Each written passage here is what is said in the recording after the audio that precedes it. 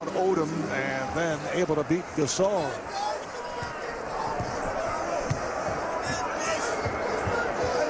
Just under 3 to go in this first half. Lakers up by 11. Artest for 3. Odom is there again. Long shots against the zone. You got to get somebody checking out. There's another turnover by Amar'e Stoudemire. But Artest gives it right back.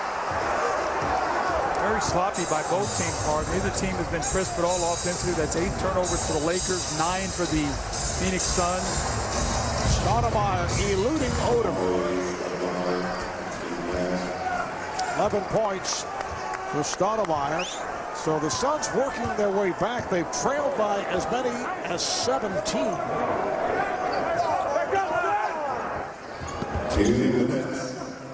Bryant off the fake.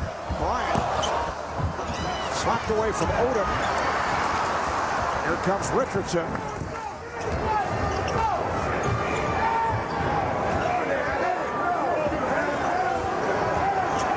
Just switched off to Nash. Now Odom plays him. Nash, yes. Again, long 2-point shots. So this is so reminiscent of the game against San Antonio, Mark, we did in game 3 and 4 with it. There's so much switching, and Nash was forced to take a lot of shots. 13 points for Steve Nash. The Laker lead is down to 9. Bryant. Loose ball foul. It's on the Lakers count. So Pau Gasol's second. You look at the score, Marv. I said if you can get it to maybe 7 or 8 going in at halftime, as well as the Lakers have played in this first half, beating them in basically every phase, free throw line, second chance, beaten at the 3-point line, but 9-point lead, got a chance to cut this to 7, still a minute 16. And the Lakers now over the foul limit. Jason Rich, programming reminder, it's a new season and a new reason to get more leverage. The Leverage 2-hour season premiere event Sunday, June 20th at 9/8 Central, only on TNT. Now Phil Jackson will take out Kobe Bryant. Shannon Brown will check back in. He played early after Kobe picked up the 2 fouls in the opening minutes. Yeah, and Phil put him back in the game with about, what, the 5:18 mark of that first period with those 2 fouls. And Mark, we talked about it. Certain guys just know how to play with fouls, and Kobe was able to play. Now going to go into halftime and still got 4 in his pocket to start the second half. A 13-4 run by the Suns. At one point, it was 45-28 Lakers. They have that 17-point advantage. Fisher gets it. Here's Gasol, and he is fouled. Phil Jackson telling us that Pau was very frustrated with his game the other night in Phoenix. Very upset about it. Well, that zone really swarmed him, and he wasn't able to get those little one-on-one plays that he got in the first 2 games. You can see what happened, Marv, and he's such a big part of their team, especially coming into the fourth quarter. But it's usually he and Kobe Bryant are the great finishers. And just in game 4, you know, it says 15 points, but really not the impact that he had in 2 games here in the Staples Center. Still has the shiner, actually a bone bruise in the right eye, the result of Grant Hill falling on him back in game 1. Final minute, first half. Lakers by 10. Amundsen trying to set a screen. Nash hoists for 3. Rebounded by Amundsen. Richardson.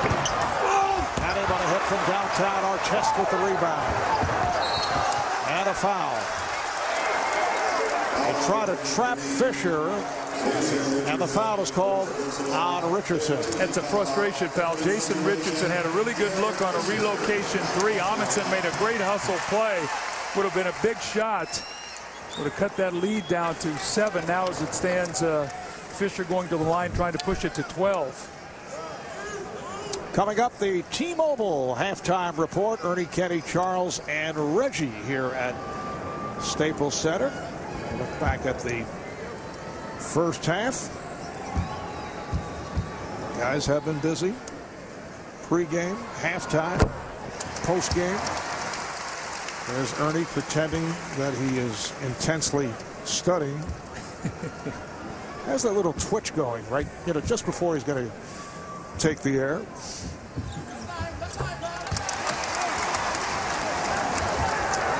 Lakers by 12. Half minute remaining, first half. Nash again. That pull-up jump shot is working tonight. Steve Nash, 6 of 12 from the floor. He has 15 points. Only 7 assists, though, for these Suns the entire first half. 9 turnovers. So their offensive efficiency tonight is just not there. And the Suns, the best three-point shooting team in the NBA, without a three the last 19 minutes. Final seconds, first half. Brown with nowhere to go, and then forces a shot clock violation.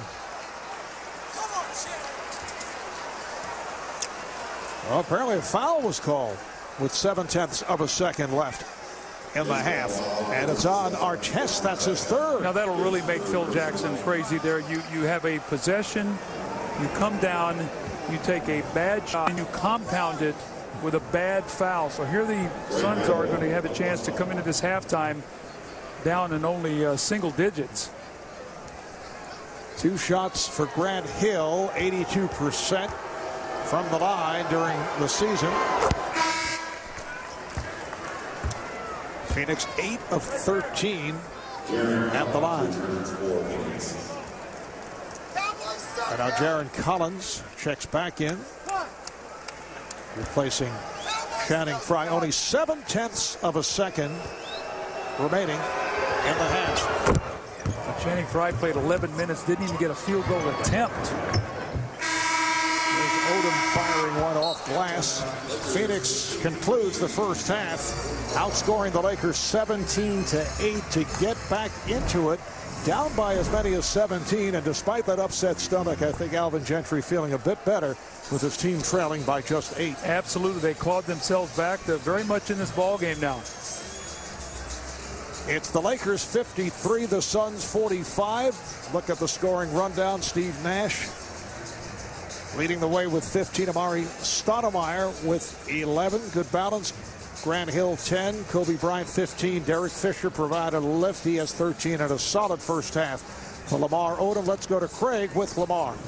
Well, Lamar, you had 12 points, 5 rebounds, but as the overall defense, especially when you came into that game, what's different about how you're playing the defense tonight? Just communicating. We're talking, doing everything as a group, and that's what's important with this team. They create so many mismatches and screens and down picks and so on, and it's really important for us to talk. With so much talk about the Suns bench after Game 4, how have you negated how well they had been playing? Just by playing defense, going out there, taking things away. Sasha did a great job when Dragic came into the game to pressure him. It took them out of their rhythm. All right, thanks a lot. We'll be back with the T-Mobile halftime report from the Staples Center in L.A. EJ, Kenny, Charles, and Reggie.